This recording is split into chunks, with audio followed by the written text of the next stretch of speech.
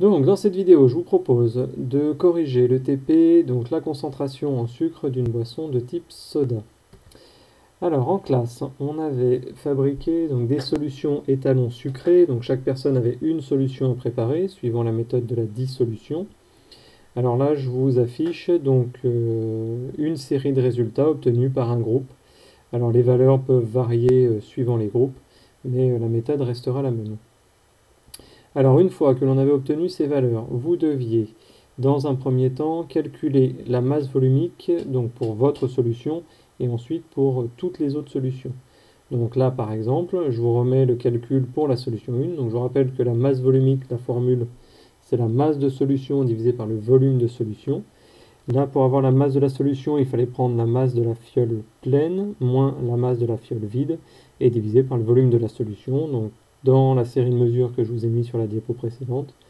Donc on voyait que la masse de la fiole pleine c'était 163,6 grammes, moins 64,9 pour la masse de la fiole vide, divisé par 0,1 puisque les fioles faisaient 100 millilitres, on convertit en litres, donc ça fait 0,1 litre, et on obtenait 987 grammes par litre.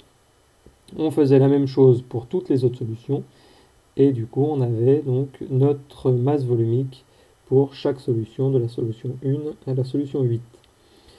Une fois que vous aviez fait ça, ensuite, il fallait que vous traciez donc la masse volumique en fonction de la concentration en masse. Donc masse volumique, c'est ce que vous avez calculé. Concentration en masse, c'était ce qu'on vous donnait dans le protocole de TP. Et vous obteniez une série de points, donc les points rouges sur le graphique qui est affiché. Alors, ce que je ne fais surtout jamais, je ne relis jamais point par point mes valeurs, ça jamais. Là, on regarde notre série de mesures, on voit que les points ont tendance à être alignés. Donc, je prends ma règle et je trace un trait. Je mets autant de points en dessous qu'au-dessus de ma droite et j'obtiens le type de droite que vous avez devant vous.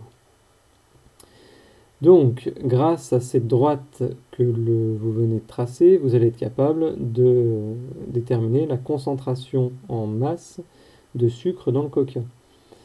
Alors, pour ce faire, il fallait que vous utilisiez les données que je vous avais données en fin de séance. Donc à partir de la masse de solution de coca, du volume de la solution, vous étiez capable de déterminer la masse volumique du coca. Alors là pareil, je vous remets une valeur suivant le groupe dans lequel vous étiez, cette valeur peut changer un petit peu. Donc pour calculer la masse volumique, on prend la masse de solution de coca divisée par le volume de solution, donc le calcul est le même que tout à l'heure, et on trouvait une masse volumique d'environ 1040 grammes par litre.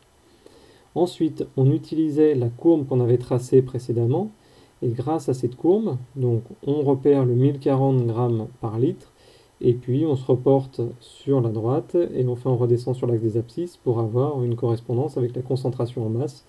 Là, dans l'exemple que je vous propose, moi j'arrivais à une concentration en masse de environ 128 grammes par litre de sucre, donc dans un litre de coca. Pareil, la valeur peut changer suivant le groupe dans lequel vous étiez. Une fois que vous aviez fait ça, donc vous aviez la concentration en masse de sucre dans le coca. Nous, ce qu'on voulait, c'était savoir la masse de sucre présente dans un verre, donc un verre environ 200 ml. Donc j'utilise la formule qu'on a vue en début de chapitre. Donc la masse de sucre est égale à la concentration en masse fois le volume de la solution. Donc 128 fois 0,2, j'arrivais à 25,6 grammes. Donc dans un verre de coca, j'ai 25,6 grammes de sucre. Et puis pour terminer le travail, donc on voulait avoir une correspondance entre cette masse et un nombre de morceaux de sucre. Donc il fallait aller chercher la valeur de la masse d'un morceau de sucre, on trouve environ 6 grammes.